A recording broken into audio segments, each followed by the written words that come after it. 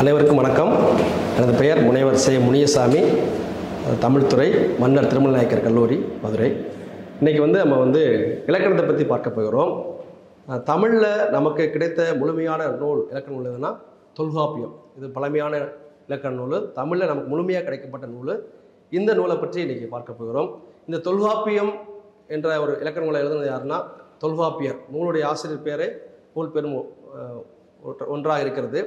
இந்த தொல்காப்பியம் என்பது 3 அதிகாரங்களை கொண்டுள்ளது.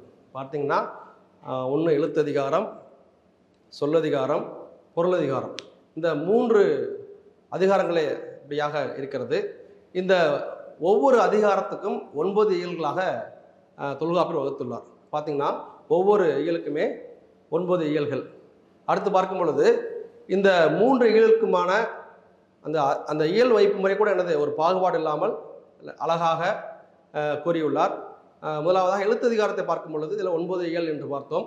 அந்த 9 இயலை பற்றி இப்போ பார்க்க போகிறோம். ஒன்றாவது நூன் மரபு, இரண்டாவது மொழிபரபு, மூன்றாவது இயல் பிறப்பியல், நான்காவது இயல் புணரியல், ஐந்தாவது இயல் தொகை மரபு, ஆறாவது இயல் உருபியல், ஏழாவது இயல் உயிர் மயங்கியல், எட்டாவது இயல் புள்ளி மயங்கியல், 9வது இயல் குற்றியலுகர புணரியல். ஆக இந்த 9 இயல்களும் எழுத்ததிகாரத்தில் உள்ள அமைந்துள்ளது. அடுத்ததாக இரண்டாவது பார்க்கும் பொழுது சொல்லதிகாரம். சொல்லதிகாரத்திலும் 9 இயல்கள் உள்ளன. அவற்றை பார்ப்போம். ஒன்று கிளவியாக்கம். கிளவி என்றால் சொல். அப்போ சொல்லை எப்படி ஆக்குவது அதை பற்றி விரிவாக பேசப்படுகிறது.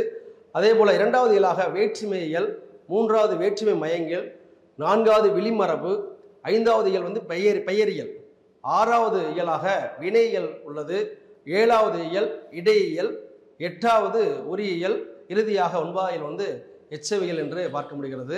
இறுதியாக உள்ள அதிகாரம்னா பொருளதிகாரம். இந்த பொருளதிகாரத்திலேயும் 9 இயல்கள் உள்ளன பார்த்தோம். அதை பற்றி பார்ப்போம்.